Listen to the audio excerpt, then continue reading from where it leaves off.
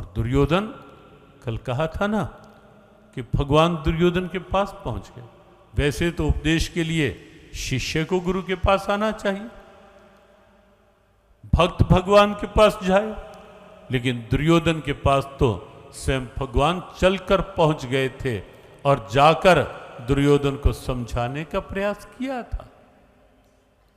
दुर्योधन से बहुत आग्रह किया था कि दुर्योधन किसी तरह मान जा, आधा राज्य नहीं तो केवल 5 गांव दे दे दुर्योधन, 5 पांडवों को युद्ध का विचार त्याग दे। लेकिन दुर्योधन नहीं माना। अब आप सोचें, उपदेश कहां काम करेगा? स्वयं भगवान समझा रहे हैं, लेकिन नहीं दुर्योधन मान। तो दुर्योधनी सोच, उससे बचना है जीवन, उससे ऊपर उठना है जीवन।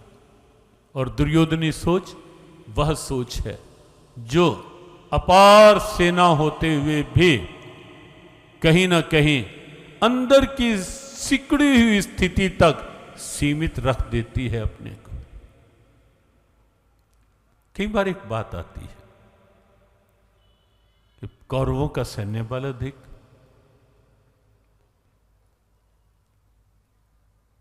स्वयं कौरव बंधुओं की संख्या अधिक 100 थे, पांडव केवल 5, सेना 10 लाख अधिक कौरवों की।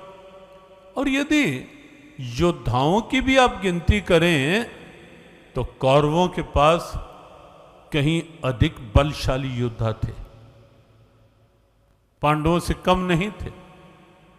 और ऐसे ऐसे योद्धा थे जिनको कई तरह के वर प्राप्त थे।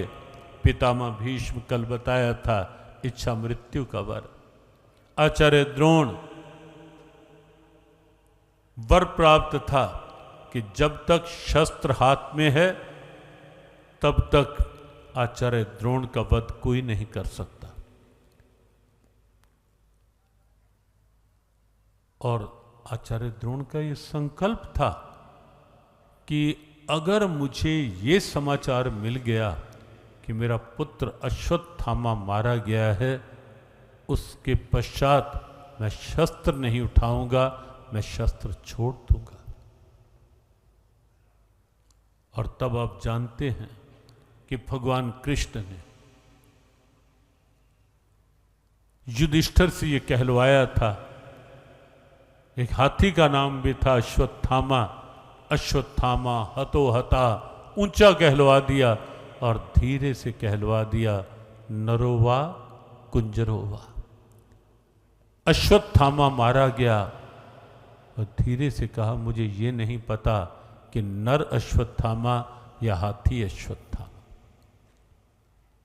आचार्य द्रोण को विश्वास था कि युधिष्ठिर के मुख से निकला है तो घटना घट गई हो सकती है, और शस्त्र छोड़ दिया। और तब जाकर आचार्य द्रोण का वध हो पाया था।